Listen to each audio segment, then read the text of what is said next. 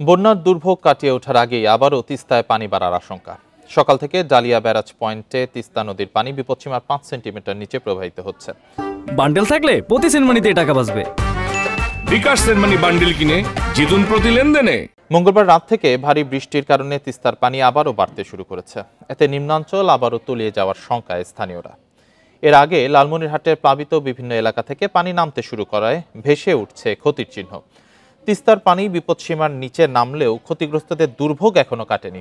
পানির নিচে থাকায় নষ্ট হয়ে গেছে ফসলি জমি ও কাঁচা সড়ক। অনেক ঘরবাড়ি বসবাসের অনুপযোগী হয়ে পড়ায় বিপাকে তারা।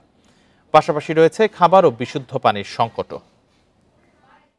মানুষ যে আমন ধান রোপণ করলো, রোপণ করার পরে আবার এই পানি আসিয়াই আমন ধানগুলো ডুবে গেল।